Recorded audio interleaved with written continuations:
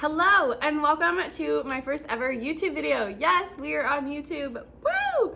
I've been wanting to do this for a really long time, and today I was just kind of like, you know what? Like, today's the day. Like, let's actually start a YouTube channel because I don't know about you, but I am over the short form content. Like, I don't have it in me. I don't want to film 5-second videos. I want to yap and I want to talk, and I can't do that in a timely manner. So I figured now is the time to actually bring it over to YouTube. You guys can get to know my personality a little bit more. You can get to know me a little bit more.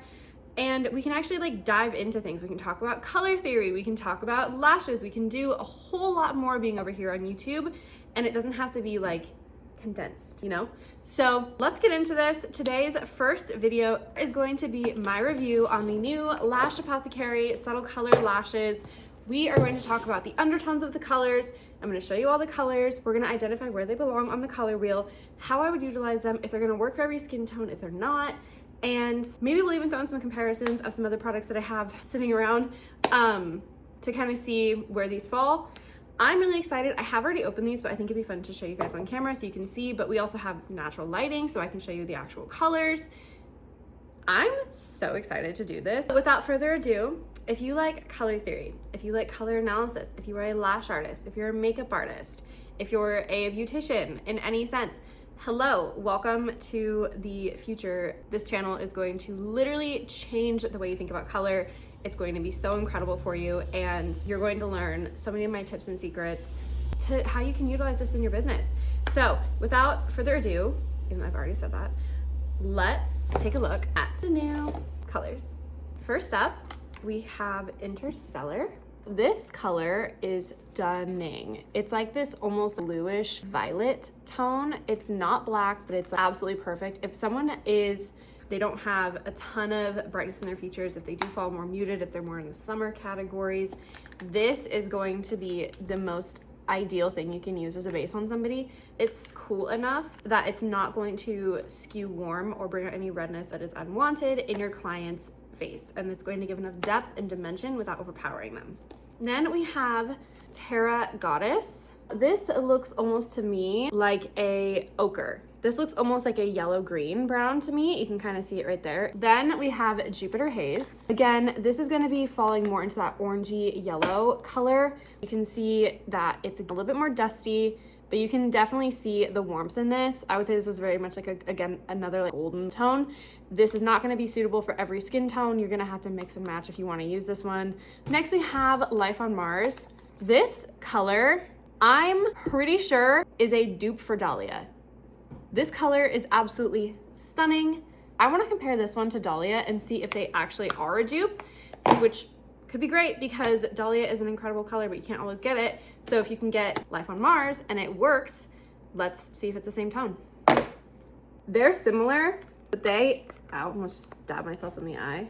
They are not the same. If you hold these up in the light, you can see Dahlia has a bit more of a true like pinky tone, if you can kind of see it in the tips. Life on Mars is a bit more red. Kind of looks like it's Dahlia's like warmer sister. They look really, really close, but you can tell that they are different. This would not be a YouTube video if I don't actually share my critiques and what I think I would like to see in the future.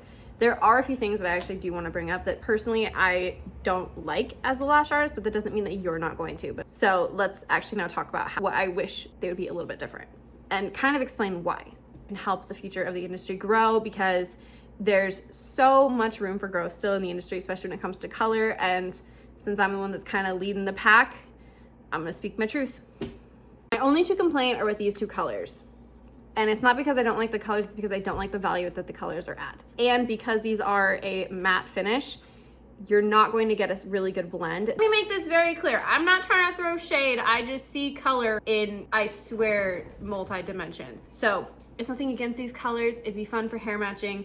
But as you guys know, I don't even like to do hair matching for my own specific reasons. But some of these were absolute hits. Some of them I will not be using. I don't think that people should have the same lashes as their hair, but that's because I come from a makeup background. I'm gonna actually explain to you my thinking and how I think about this as a makeup artist that turned lash artist, that turned a lash technique into makeup artistry. I'm thinking about color from a makeup artist perspective. Now, this is something that I do teach in my class, but I'm gonna tell you this little secret, and then the rest of it you're just gonna have to actually lights and low lights, right? The way that I think about this is from a makeup background. So when I think about this, I'm thinking about creating an eye look, but I'm thinking about I'm using the medium of lashes instead.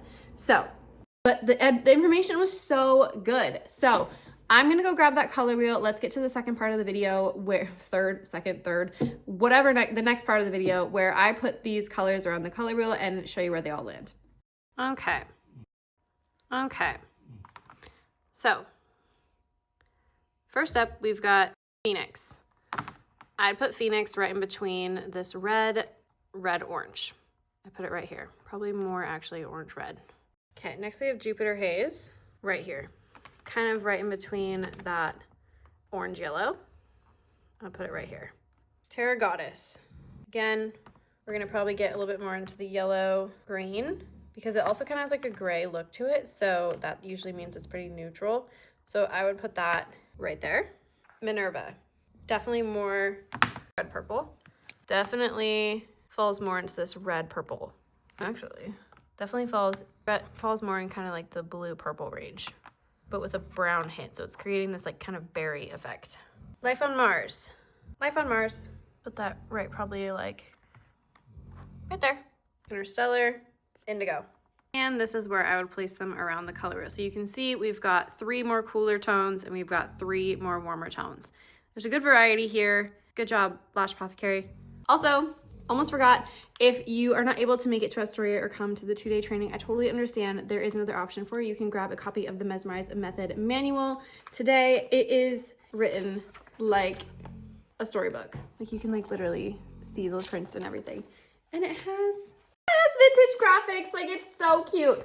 Okay, if you want to grab this, if you're interested in more of a self-paced learning or the beginners, how to get started, everything you need is inside this book. Make sure that you message me book and I will make you an invoice so you can grab a copy of yours today.